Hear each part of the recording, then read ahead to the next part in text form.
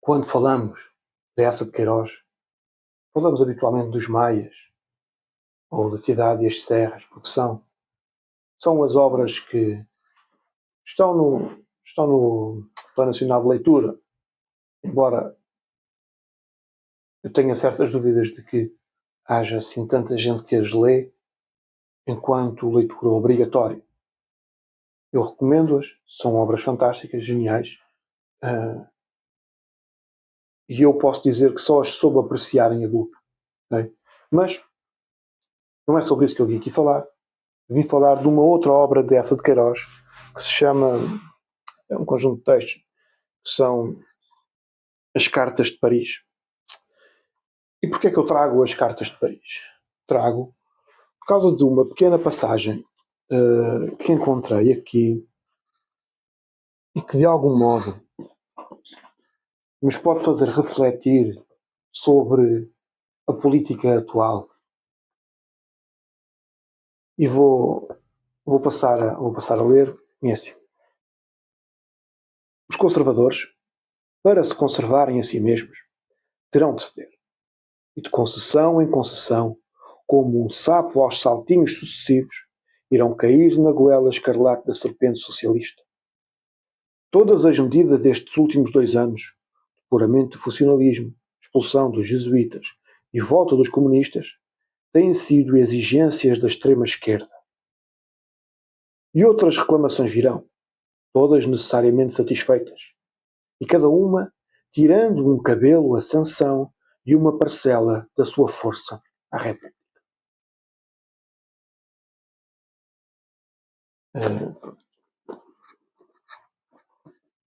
E porquê é que eu trago esta passagem? Porque é que me pareceu relevante? Nós temos de compreender algo. Quando Eça escreveu isto já era uma realidade. Mas esta realidade que Eça descreve já seria uma realidade antes de Eça. Ok?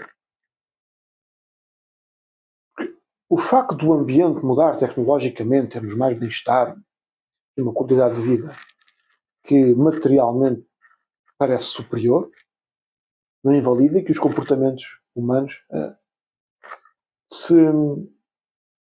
se separem assim tanto através do tempo, ou seja, na sua raiz. E aqui vemos que os conservadores na altura faziam aquilo que alguns conservadores fazem cá em 2026, que é assumir o poder. Eu no caso falo mais até para o CDS.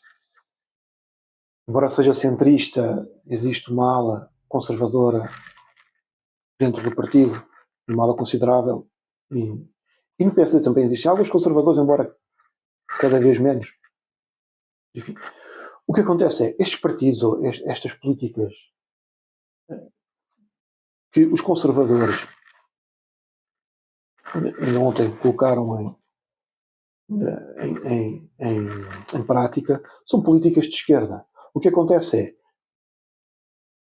existe um medo muito grande na parte da direita e na parte dos conservadores centristas, que é ter de reagir aos ataques da esquerda.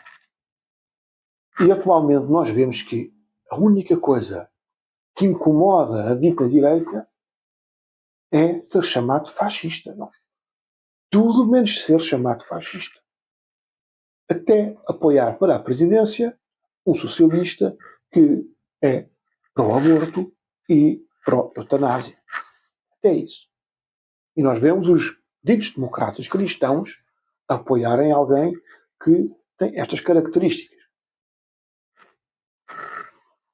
Em relação à passagem de Eça de Queiroz, o que acontecia na altura era, ou o que ele nos transmite, era que os conservadores preocupavam-se apenas em manter os seus cargos de poder, de liderança.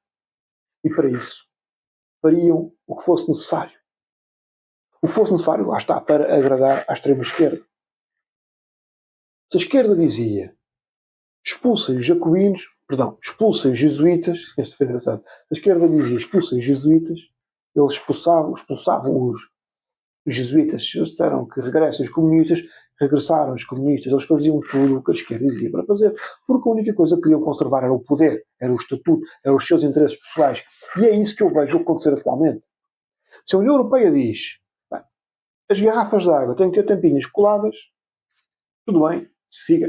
Se a União Europeia diz, temos de censurar as redes sociais, siga. Se a União Europeia diz, acabe-se as fronteiras, vamos com as fronteiras. E nós vamos andando assim, sempre obedientes, apenas para se manterem no poder.